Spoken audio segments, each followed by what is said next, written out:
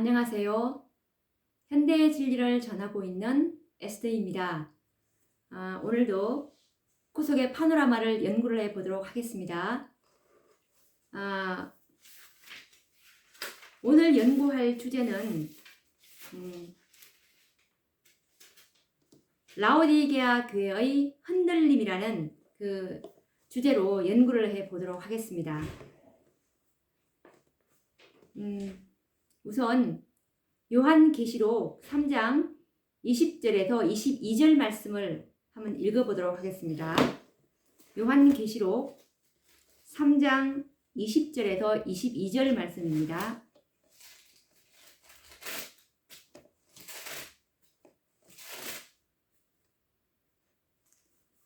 볼지어다 내가 문 밖에 서서 두드리노니 누구든지 내 음성을 듣고 문을 열면 내가 그에게로 들어가서 그로 더불어 먹고 그는 나로 더불어 먹으리라.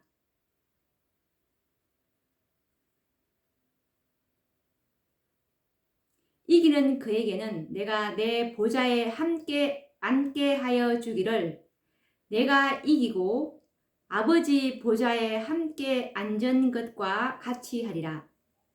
귀 있는 자는 성령이 교회들에게 하시는 말씀을 들을지어다 라는 말씀을 우리가 읽었습니다. 이 요한계시록 2장과 3장은 7교회에 보내는 편지이며 예언입니다. 그렇기 때문에 먼저 이 예언을 연구할 때는 항상 교회와 개인을 구별하는 분별력을 가져야 하는데요. 교회도 물론 개인들로 구성되어 조직되었기에 개인에게 이 예언을 적용하는 것은 결코 잘못은 아니지만 먼저 모든 예언은 교회에게 먼저 적용한 후에 개인들에게 적용하여 교훈을 받도록 해야 한다는 원칙을 생각하면서 말씀을 한번 계속 연구해 보도록 하겠습니다. 화이 선지자께서 계시 가운데 이 마지막 한 백성이 흔들림을 받아서 두 무리로 나누어지는 모습을 보았습니다. 이 라오디게아 교회의 그 한 백성이 흔들림을 받아서 두 무리로 나누어지는 그 계시를 선지자가 이제 보게 되는데요. 초기 문집 269페이지에서부터 기록이 된 그 흔들림이라는 장에 보시면 한 무리가 처음에는 한 무리였어요. 그런데 두 무리로 나누어지고 그중 한 무리는 선지자의 시야에서 사라져버리는 그런 분리의 광경을 선지자께서 이제 보게 되는데, 우선 그 증언의 말씀 초기 문집 269페이지에서 270페이지 말씀을 제가 읽어보도록 하겠습니다. 나는 어떤 이들이 강한 믿음과 고민 가운데서 하나님께 부르짖는 것을 보았다. 그들의 용모는 창백했고 깊은 근심의 빛이 역력했다. 그들은 내적 고민에 시달리고 있었다. 확고하고 진지한 빛이 그들의 얼굴에서 반사되었고 그들의 이마에서는 굵은 땀방울이 떨어졌다. 때때로 그들의 얼굴은 하나님께서 받으셨다는 증거로 환하게 빛나기도 했으나 또다시 전과 같은 엄숙하고 진지하며 근심 띤 빛이 그들을 뒤덮곤 했다. 나는 하나님의 천사들이 악한 천사들을 대항하기 위하여 있는 힘을 싸우면서 계속해서 하나님께 탄원함으로 스스로를 돕는 모든 자들을 도우려고 분주히 다니는 것을 보았다. 그러나 그분의 천사들은 자기 스스로 아무 노력도 하지 않는 자들에게서는 돌아섰다. 그리하여 나는 그들을 볼 수 없게 되었다. 지금 이 선지자께서 초기 문집 269페이지에서 270페이지의 그 계시를 보게 되는데 정말 어떤 이들이 강한 믿음과 고민 가운데서 하나님께 부르짖는 것을 보게 됩니다. 근데 이들의 용모는 창백했고 그리고 깊은 근심의 빛이 역력했다고 했고 내적 고민에 시달리고 있는 모습이었습니다. 확고하고 진지한 빛이 그들의 얼굴에서 반사되었고 그리고 그들의 이마에서는 굵은 땀방울이 떨어졌습니다. 뭔가 확신이 있다가도 약간의 의혹이 이제 있는 그런 장면이죠. 그리고 때때로 그들의 얼굴은 하나님께서 받으셨다는 증거로 환하게 빛나기도 했고 그리고 또다시 전과 같은 엄숙하고 진지하며 근심 띤 빛이 그들을 뒤덮곤 했다. 지금 확신이 있다가도 또 어둠에 쌓이고 이런 지금 반복되는 과정이죠. 그래서 정말 이렇게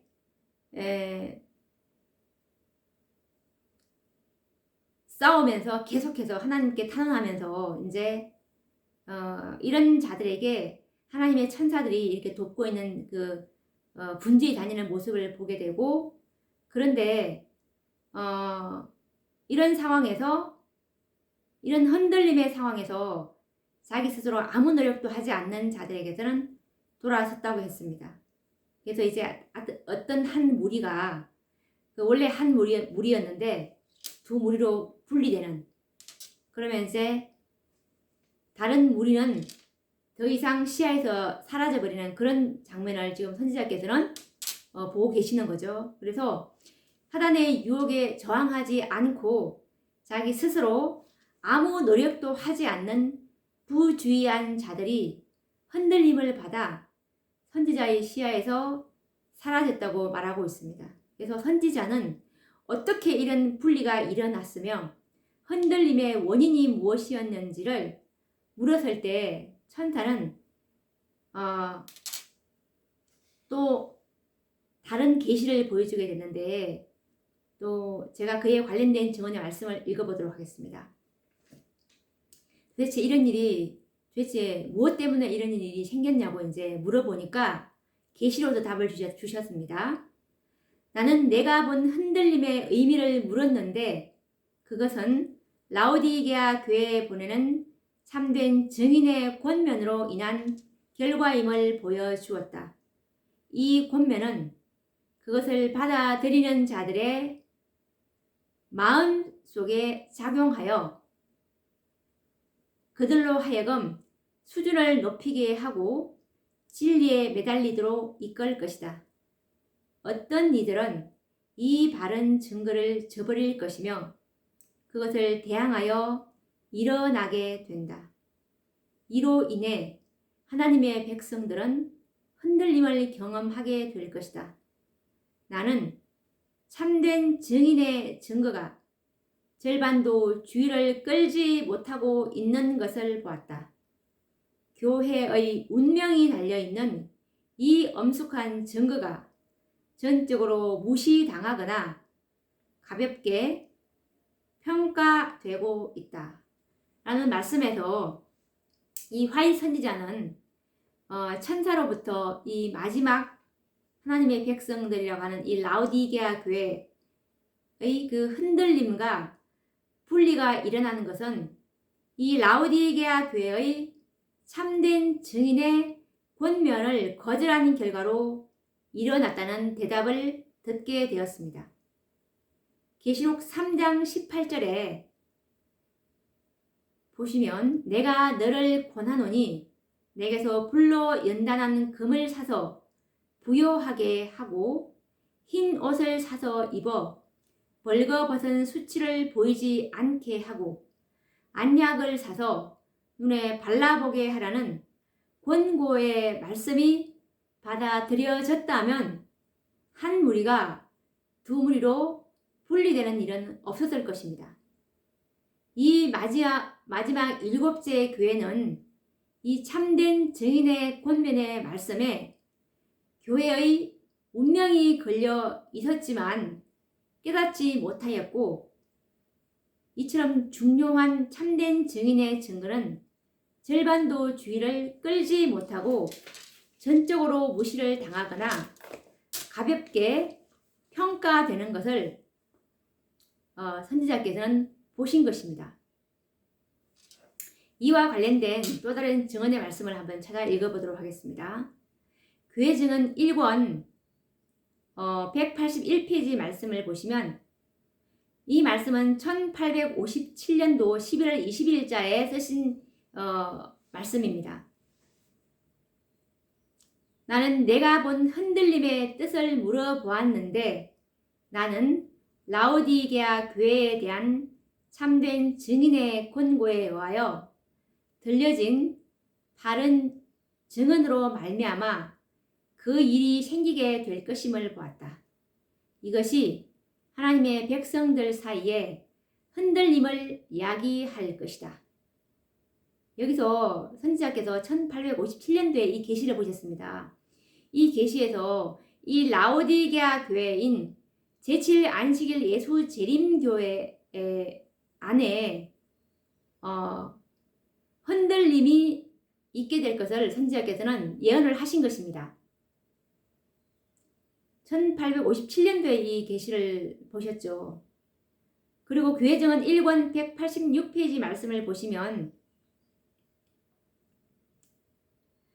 나는 라오디게아 증인들에게 준 증언이 오늘날의 하나님의 백성들에게 해당된다는 것과 큰 사업이 성취되지 않는 것은 그들의 마음이 완고하기 때문이라는 것을 보았다. 마음은 그처럼 오랫동안 예수님을 내쫓은 죄에서 정결해 줘야 한다. 이 말씀은 교회증언 1권 186페이지에 나오는 말씀은 1859년도에 쓰신 말씀입니다. 이 말씀은 라오디게아 교인들에게 준 증언이 오늘날 하나님의 백성들, 그때 오늘날 하나님의 백성들은 제7일 안식일 예수 재림교회의 백성들이죠. 이들에게 이 참된 증인의 권면이 필요하다는 것입니다. 라오디게아 교회의 상태가 되었으니까 금과 흰옷과 안약을 사라는 그 권고였죠. 그래서 재림교회는 1859년도에 라오디게아 교회의 권면을 받아야 되는 그런 상태가 되어버렸죠. 정말 그 셋째 천사의 기별이 1844년도 이후부터 이렇게 전해졌으니까 몇 년이죠? 15년 만에 이렇게 급속도로 타락해버렸죠. 59년이면 정말 라오디게아 교회의 권면을 받아야 되는 그런 상황으로 전락하고 말았습니다. 그런데 하나님께서 그때 그 당시에 이 셋째 천사의 기별을 받은 이 재림교회가 정말 그 기별을 받고 계속 전진했었더라면 1844년도 이후에 예수님께서는 정말 빠르게 그 사업을 성취시켜서 그들이 열심히 전진했었더라면, 열성적으로 했었더라면 그 사업이 예수님께서는 1844년에 오셨을 것이라는 그 증언의 말씀이 있지 않습니까? 각시대의 대쟁투 458페이지에 그 말씀이 있는데, 이 땅에 구속하러 오셨을 것이라는 그 말씀이 있습니다. 그런데 그때 그들이 정말 늦은 비를 받을 수 있는 상태로 재림교회가 준비되었더라면 늦은 비를 받고서 온 세상에 이 진리를 선포했었더라면 14만 4천의 예수님의 그 지성소 사업인 그 구속의 열매들이 완성이 되어서 14만 4천의 수요가 다 계수가 되어서 주님께서는 지성소에서 나오셨을 것입니다. 그렇지만 이 사업이 성취되지 않는 이유가 그들의 마음이 완고하기 때문이라고 말씀을 하고 계십니다. 이 교회정은 1권에서는. 그래서 이들의 마음이 예수님을 내쫓은 죄에서 정결해지지 못했다는 뜻입니다. 그래서 오늘날 이 재림교회는 이 라오디게아 교회의 참된 증인의 권면이 무엇이며 언제 증인께서 교회를 찾아오셔서 권고하셨으며 교회는 어떻게 참된 증인의 권면을 취급하였고 거절하였는지 이 예언과 역사를 더듬어서 찾아보셔야 할 것입니다.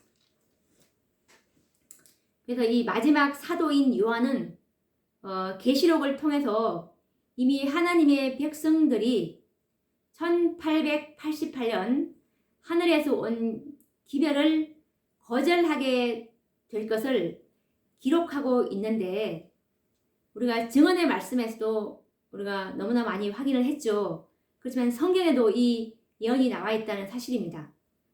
요한계시록 3장 18절에서 20절 말씀에 하늘에서 온 기별을 거절하게 된 그 기록이 있는데 한번 읽어보도록 하겠습니다. 내가 너를 권하노니 내게서 불로 연단하는 금을 사서 부요하게 하고 흰 옷을 사서 입어 벌거벗은 수치를 보이지 않게 하고 안약을 사서 눈에 발라보게 하라. 무릇 내가 사랑하는 자를 징계하노니 그러므로 내가 열심을 내라. 회개하라. 볼지어다. 내가 문 밖에 서서 두드리노니 누구든지 내 음성을 듣고 문을 열면 내가 그에게로 들어가 그로 더불어 먹고 그는 나로 더불어 먹으리라. 라는 이 말씀을 우리가 자세히 읽어보면 이 참된 증인께서는 요한계시록 3장 18절에 분명히 말씀하시기를 불로 연단하는 금을 사서 부요하게 하고 흰 옷을 사서 입어 벌거벗은 수치를 보이지 않게 하고 안약을 사서 눈에 발라보게 하라고 교회를 권고하신 것을 우리는 확인할 수가 있습니다. 그리고 선지자께서 1888년 A.T. 존스와 E.J. 와그너에 의하여 우리에게 주어진 기별은 라오디게아 교회에게 보내는 기별이라고 원고 24페이지에 원고 24에 잘 나와 있습니다. 그렇기 때문에 이 계시록 3장 18절의 권면은 1888년도에 정말 이 미네아폴리스 대총회 때 존스와 와그너를 통해서 대총회에 그 기별을 가져온 것을 우리가 볼 때 이것이 크게 성취를 보았다는 것을 우리가 알 수가 있죠. 만약 교회가 1888년도에 하나님께서 보내신 그 사자들의 기별을 받아들이고 뜻뜻 미지근함을 회개하였다면 이 19절에 내가 사랑하는 자를 책망하여 징계하노니 그러므로 내가 열심을 내라 회개하라는 말씀은 별로 필요하지 않는 말씀이라는 사실을 우리는 깨닫게 됩니다. 왜냐하면 죄를 깨닫고 겸손하게 회개하고 있는 사람에게 내가 열심을 내라 회개하라 라고 다그칠 이유가 없습니다. 그렇기 때문에 이미 연구한 대로 1888년 참된 증인의 그 기별을 거절한 채 죄를 깨닫지 못하고 상태의 심각성을 알지 못하는 교회를 향해서 내가 사랑하는 자를 책망하여 징계하노니 그러므로 내가 열심을 내라 회개하라고 호소하신 것입니다. 이처럼 그 19절을 통해서 참된 증인께서는 기별을 거절한 교회의 사자들에게 회개할 것을 요청하신 후에 계시록 3장 20절에는 볼지어다 내가 문 밖에 서서 두드리노니 누구든지 내 음성을 듣고 문을 열면 내가 그에게로 들어가 그로 더불어 먹고 그는 나로 더불어 먹으리라 라고 사도 요한은 기록하고 있는 것입니다. 이 말씀의 대목에서 우리는 매우 중요한 사건을 발견할 수가 있는데 이 사건을 위해서 먼저 우리는 교회라는 개념을 한번 생각해 봐야 합니다. 성경에서 말하는 가장 정확한 의미의 교회는 개인이나 조직체는 물론 하고 그리스도가 주인으로 계실 때만 진실로 우리는 교회라고 할 수가 있겠죠. 개인이나 조직체 안에 그리스도가 주인으로 계시지 않는다면 그곳은 이미 교회가 아닌 것입니다. 그렇다면 계시록 3장 20절의 말씀은 참으로 매우 심각한 말씀이 아닐 수 없는데요. 왜냐하면 예수님께서 분명 문 밖에 서서 계신다는 말씀을 보고 있기 때문입니다. 그렇기 때문에 이 라오디게아 교회 안에는 그리스도가 계시지 않는다는 것이 확실해집니다.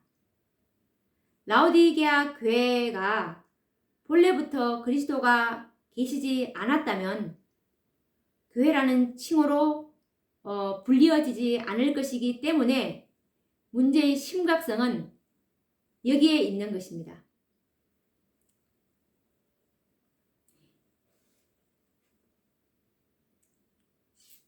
교회가 라오디게아 교회의 상태에 있기 때문에 예수님께서는 그 교회에 있을 수가 없다는 그 말씀을 증언의 말씀으로 확인해 보도록 하겠습니다.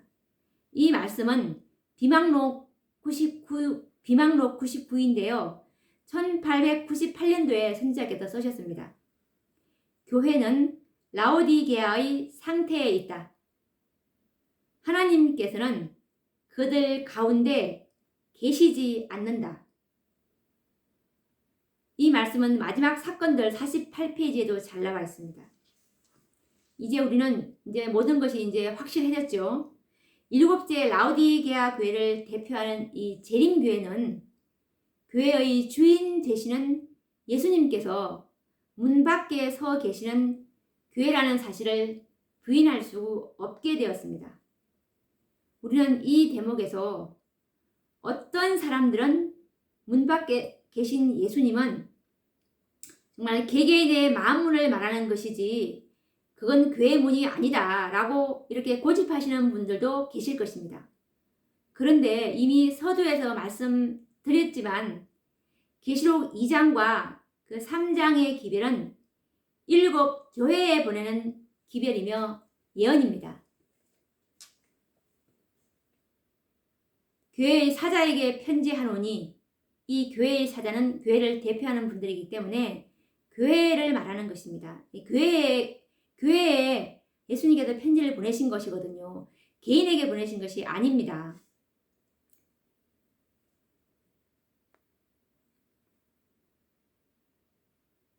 일곱 촛대를 거니시면서 7 별을 붙잡고 있는 그 예수님, 그렇기 때문에 이 기별은 7 교회라는 사실을 우리는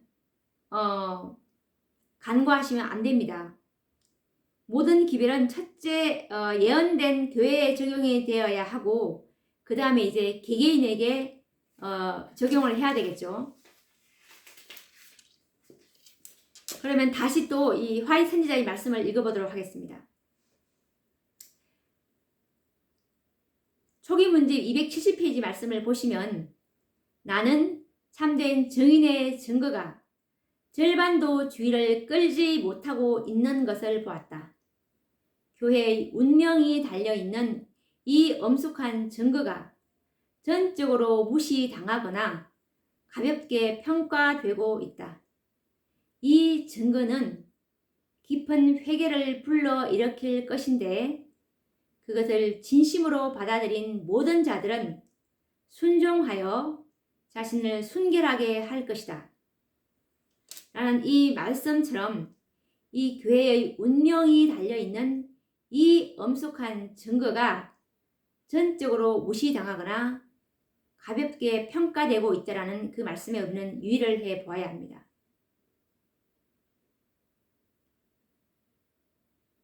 이 엄숙한 증거, 이것이 바로 라오디게아 교회에 보내는 그 권면이죠. 이 권면이 1888년도에 존스와 와그너를 통해서 이 하늘에서 이 권면이 내려왔죠. 이 기별이 내려왔습니다. 그랬는데 이 기별이 전적으로 무시당하고 가볍게 평가되었다고 이렇게 증언으로는 기록하고 있죠.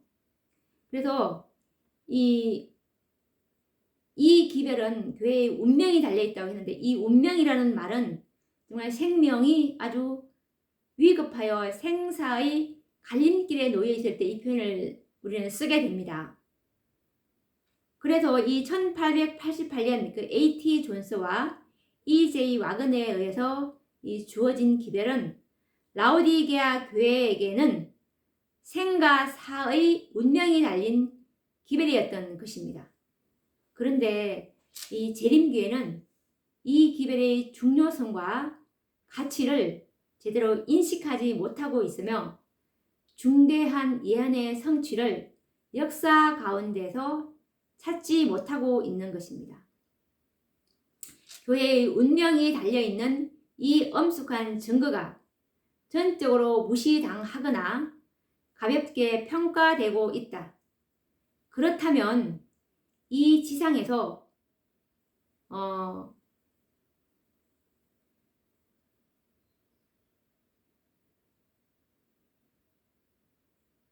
계시록 18장 천사를 이 기별을 받은 그 한 백성들이 또 있어야 되지 않겠습니까? 왜냐하면 하나님의 그 목적인 구속의 열매들은 반드시 하나님의 목적대로 성취화되어야 되기 때문에 하나님의 사업을 맡을 하나님의 법궤를 지게 될 한 백성이 있어야 되지 않겠습니까? 이 사업이 끝나게 될 때 이제 주님께서 지성소에 나오시지 않겠습니까? 그래서 반드시 이 힘과 이 사명을 내려놓은 이 라오디게아 교회가 이 기별을 거절했기 때문에 이 기별을 받은 셋째 천사의 기별을 받은 이 기별을 대표하는 이 기별을 다시 힘과 능력을 줘야 되는 그런 백성이 또 있어야 되지 않겠습니까? 그렇기 때문에 정말 우리는 이 기별이 계시록 18장 천사의 기별이었다는 것을 지난번에 공부를 했습니다. 그래서 교회정은 6권 60에서 61페이지 말씀을 보시면 셋째 천사가 정말 힘과 능력을 잃어버렸기 때문에 이 다른 천사, 곧 계시록 18장 천사가 내려오는 그 말씀을 우리가 지난번에 많이 확인을 하게 됐는데, 이와 관련해서 교회정은 6권 60에서 61페이지 말씀을 읽어보도록 하겠습니다. 셋째 천사의 기별은 힘있게 전파되어야 한다. 첫째와 둘째 천사의 기별의 힘이 셋째 기별을 통하여 더 강하게 되어야 한다. 계시록에서 요한은 셋째 천사와 연합하는 하늘의 사자에 대하여 이렇게 말한다. 이 일 후에 다른 천사가 하늘에서 내려오는 것을 보니 큰 권세를 가졌는데 그의 영광으로 땅이 환하여지더라. 계시록 18장 1절과 2절. 주님께서는 우리에게 명하신다. 내 백성에게 그 허물을, 야곱집에 그 죄를 구하라. 이사야 58장 1절. 나팔은 분명한 소리를 내어야 된다. 여기서 말씀한 것처럼 이 셋째 천사의 기별은 더 강하게 되어야 합니다. 왜냐하면 주님의 목적은 성취가 되어야 되기 때문에 그렇습니다. 그래서 이 구속 사업은 끝내야 되는 것이거든요. 그래서 이 계시록에서 요한이 셋째 천사와 연합하는 그 하늘의 사자, 즉 천사들을 어떻게 말하냐면 이 일 후에 다른 천사가 하늘에서 내려오는 것을 보니 큰 권세를 가졌는데 이 셋째 천사가 사명을 다하지 못했기 때문에 계시록 18장의 다른 천사를 하늘에서 보내시는 장면을 우리는 보게 되죠. 그렇기 때문에 정말 주님께서는 이 기회를 받은 18장 1절과 2절의 그 넷째 천사, 이 넷째 천사의 사명은 뭐냐면 셋째 천사에게, 힘을 잃어버린 셋째 천사에게 힘과 능력을 불어넣어 주는 것이 이 셋째 천사의 사명입니다. 이 넷째 천사의 참 사명입니다. 그래서 그 허물을 야곱집에 그 죄를 고해야 하는 것이 바로 이 넷째 천사의 사명이기 때문에 이렇게 지금 우리가 이렇게 운동을 지금 이렇게 하고 있죠. 교회정은 8권 118페이지에서 119페이지 말씀을 보시면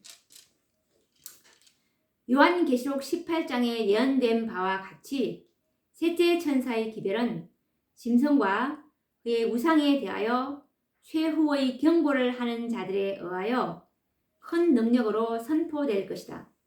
이것은 셋째 천사의 큰 외침으로 전해지도록 하나님이 주신 기별이다.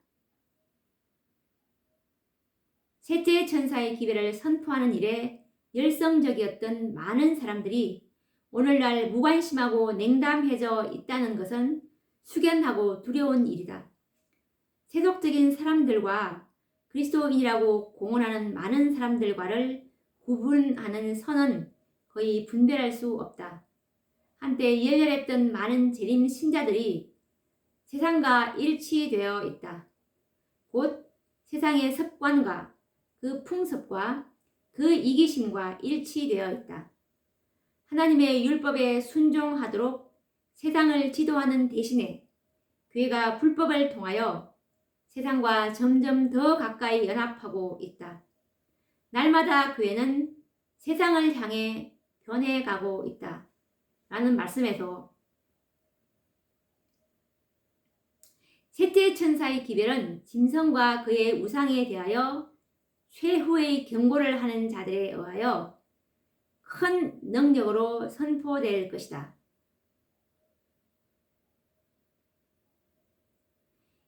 이 최후의 경고는 셋째 천사는 이미 힘과 능력을 잃어버렸기 때문에 계시록 18장 그 천사 계시록 18장에 보시면 하나님께서 한 번의 기별로 끝마친 게 아니었습니다. 계시록 18장 1절에 넷째 천사가 힘을 잃어버린 셋째 천사에게 힘과 능력을 주어서 이 사명을 부여받았지만 이 천사 역시 도움을 받아야 되는 처지가 되었기 때문에 계시록 18장 4절에 또 들으니 하늘에서 다른 음성이 나서 가로되 라는 이 하늘로서 오는 또 기별이 있다는 뜻입니다. 하늘로서 다른 음성, 다른 기별의 천사의 기별을 말하는 것입니다. 그래서 그렇기 때문에 이 마지막 최후의 경고는 계시록 18장 4절에 다섯째 천사들이 이 최후의 경고를 하게 될 것이라고 초기 문집 큰 외침장에 보시면 나와 있고, 그리고 각시대의 대쟁투 제38장 최후의 경고에서도 보시면 잘 나와 있습니다. 그래서 이것이 나중에 이제 셋째 천사의 큰 외침으로 이제 전해질 것입니다.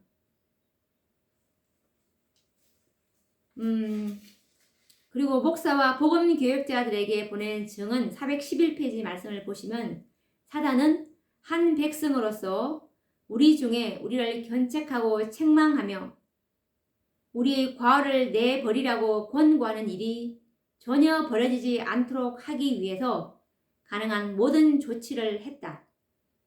그러나 하나님의 법궤를 지게 될 어떤 백성이 있다. 그들은 나팔처럼 그 목소리를 높이 날릴 것이다. 진리는 그들의 수중에서 줄어들거나 그 능력을 상실하지 않을 것이다. 그들은 백성들에게 그 허물을 야곱의 집에 그 죄를 보여줄 것이다. 사단이 정말 우리의 과오를 내버리라고 권고하는 일이 전혀 벌어지지 않도록 하기 위해서 가능한 모든 조치를 했다. 이렇게 전개되어진다면 14만 4천인이 만들어질 것을 알기 때문에 이 구속의 열매가 맺혀질 것을 알기 때문에 사단이 얼마나 온갖 계략으로 이 일을 벌이지 않겠습니까? 그런데 어떤 한 백성이 사명을 감당하지 못하면 또 다른 하나님께서는 그 안에서 다른 무리를 일으키셔서 흔들림으로 인한 분리를 일어나게 하셔서 반드시 또 하나님의 법궤를 지게 될 어떤 백성이 있다는 것입니다. 이 마지막 천사들이 그 일을 감당할 마지막 천사들이 계시록 18장 4절에 다섯째 천사들로 이 사업은 끝나게 될 것입니다. 1888년에 의의 기별을 통해서 벌써 셋째 천사의 큰 외침이 시작되었다고 하셨습니다. 이것은 계시록 18장 천사의 빛의 사업이라고 말씀하셨는데, 그렇다면 이미 시작된 셋째 천사의 큰 외침은 어디에서부터 시작되었고 온 땅을 환하게 할 그 천사의 빛은 어디에서 시작되었는지 우리의 연구 과제가 아닐 수 없습니다. 예수님께서는 마태복음 23장 37절 말씀을 보시면 선지자들을 죽이고 내게 파송된 자들을 돌로 치는 자여, 내가 내 자녀를 모으려 한 일이 몇 번이냐? 그러나 너희가 원치 아니하였도다 라고 하셨습니다. 이처럼 자신을 거절하고 십자가의 못을 박아 죽이도록 넘겨준 백성들이었지만 사랑하는 제자들에게 당부하시기를 예수님께서는 마태복음 10장 5절과 6절 말씀처럼 가라사대 이방인의 길로도 가지 말고 사마리아인의 고을에도 들어가지 말고 차라리 이스라엘 집에 잃어버린 양에게로 가라라고 하셨죠. 그리고 또 이사야 선지자를 통해서 말씀하시기를 이사야 58장 1절 말씀을 보시면 크게 외치라. 아끼지 말라. 내 목소리를 나팔같이 날려 내 백성에게 허물을 야곱 집에 그 죄를 구하라 라고 말씀을 하셨습니다.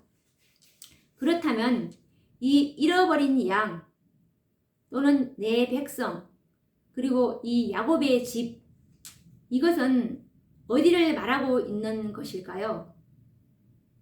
셋째 천사의 큰 외침은 바로 그곳에서 시작되어야 합니다. 이 잃어버린 양과 내 백성과 이 야곱의 집에서부터 이 셋째 천사의 큰 외침은 시작되어야 하고, 계시록 18장 천사의 사업도 먼저 그곳에서 시작이 되어야 합니다.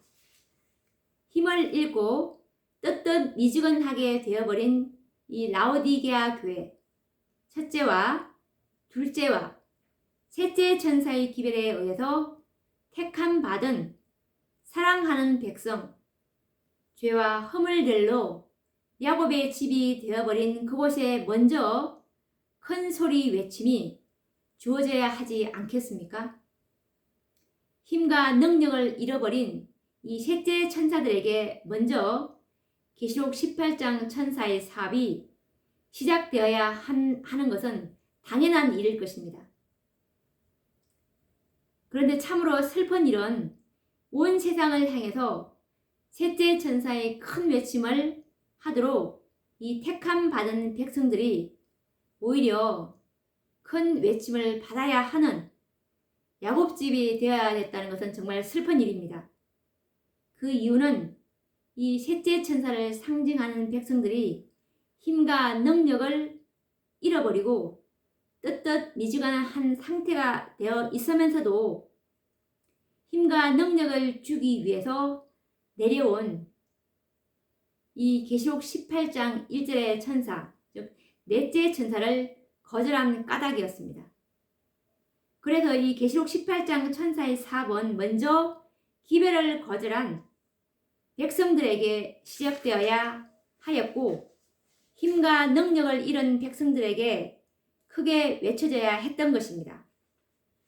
그런데 이것은 단지 시작일 뿐 큰 외침의 절정은 늦은 비를 받아서 온 세상을 향해서 외칠 때 이 사업은 절정을 이루어 하나님의 영광으로 온 세상을 환하게 할 것입니다.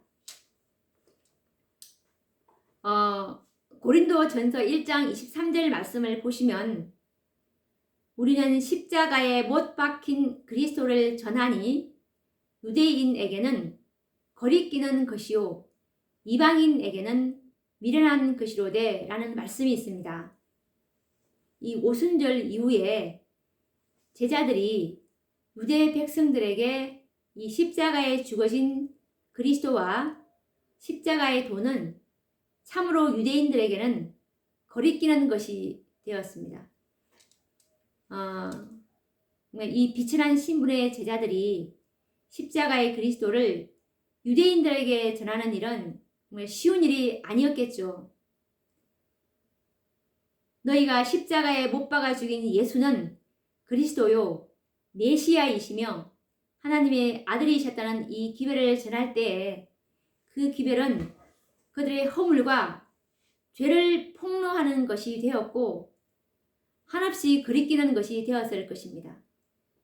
당시 제자들의 이런 언행은 하나님의 교회를 비난하는 것이었고 교회를 반역하는 행위였죠. 그때 하나님의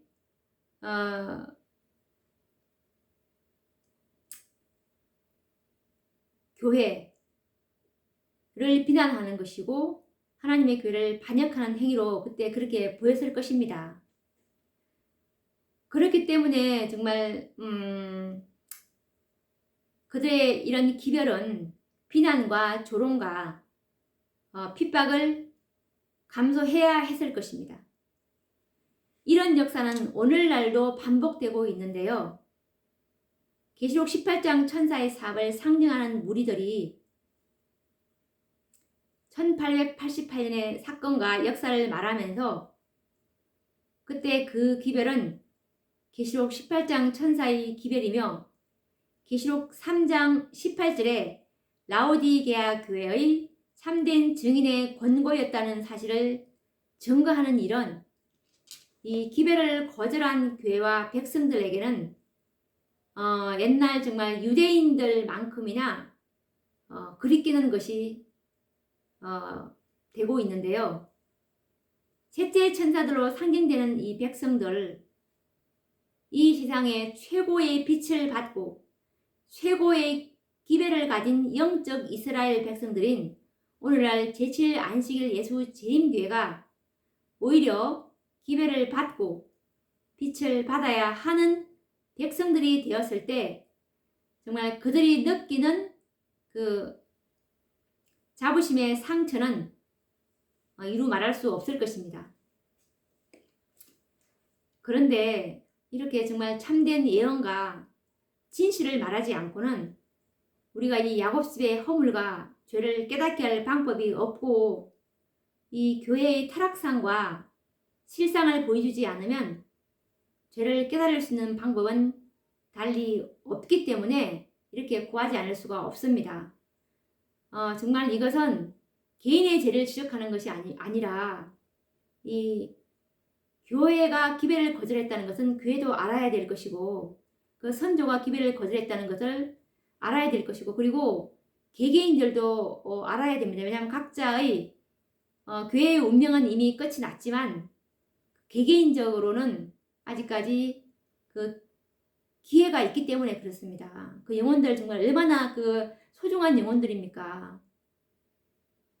그렇기 때문에 이렇게 정말 거리끼는 것이지만 정말 힘든 일입니다. 그래서 이렇게 하는 것이 정말 이 교회를 비난하는 것으로 오해를 하지 않기를 바랍니다. 그래서 과거 역사는 반드시 덜 추워서 반드시 역사를 알아야 되는 거거든요. 그래서 우리가 죄를 정말 깨닫지 못하고서는 회개를 할 수가 없고 우리가 올바른 진리와 예언을 깨닫지 않고서는 또 어떻게 개혁이 일어날 수가 있겠습니까? 그래서 정말 이 기회를 전하는 정말 우리들에게도 정말 고통이 정말 따르는데요. 정말 고통스럽습니다. 그래서 정말 이 야곱집의 허물과 그 죄를 구하는 일은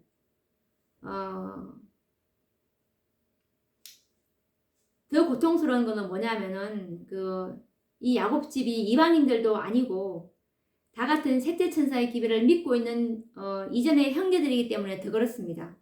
그래서 또 더 힘든 이유 중에 하나는 아직도 이 기별을 지나고 있는 우리도 허물이 정말 많기 때문에 허물에서 자유롭지 못하면서도 또 그 사명을 해야 된다는 그런 책임감, 예, 그 때문에 정말 많은 비난과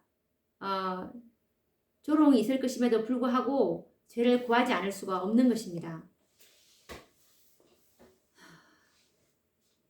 왜냐하면 진리는 진리 그대로 증거가 되어야 되기 때문에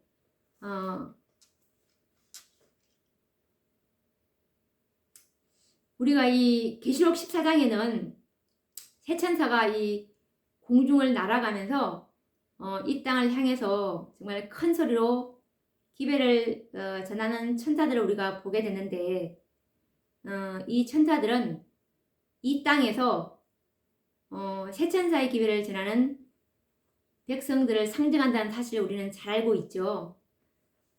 그 잘 알고 계시겠지만 다시 한 번 더 정언의 말씀으로 확인을 해 보도록 하겠습니다. 이 기별을 전하는 천사는 반드시 이 기별을 전하는 백성들로 상징된다는 그 말씀을 확인을 해 보도록 하겠습니다. 가래법은 기별 2권 387페이지 말씀입니다. 나는 첫째와 둘째와 셋째 천사의 기별이 선포되는 경험을 맛볼 수 있었다. 천사들은 공중을 날면서 경고의 기별을 세상에 선포하는 것으로 표상되었으며 이 지구 역사의 마지막 날에 살고 있는 백성들에게 직접적인 관계가 있는 것이었다. 그러나 이 기별들은 하늘나라의 우주와 일치하게 활동하는 하나님의 백성들을 표상하는 상징이므로 아무도 이런 천사들의 음성을 들은 자가 없다. 이 첫째, 둘째, 셋째 천사의 기별은 천사가 음성을 외치는 것이 아니고 이 땅에서 하늘나라의 우주와 일치하게 활동하는 하나님의 백성을 상징하는 것입니다. 하나님의 영으로 말미암아 깨우침을 받고 진리로 성화된 남녀들은 차례를 따라서 이 세 가지 기별들을 선포할 것이다. 이 기별을 선포할 수 있는 백성들은 하나님의 영으로 깨우침을 받고 진리로 성화된 남녀들에게 하나님께서 이 영예를 주시겠죠. 그래서 이 첫째 천사가 하늘을 날아가면서 기별을 외친다는 말씀은 이 땅에 첫째 천사의 기별을 받고 그 사업을 하는 무리들이 있다는 말입니다. 둘째 천사가 공중을 날아가면서 큰 소리로 기별을 전한다는 말은 이 땅에 그 기별을 받아들이고 전하는 무리들이 있다는 것이며 역시 마찬가지로 셋째 천사도 그 기별을 받고 전하는 무리들이 이 땅에 살고 있다는 사실을 우리는 깨닫게 됩니다.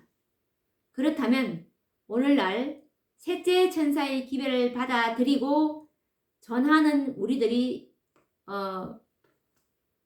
누구일까요?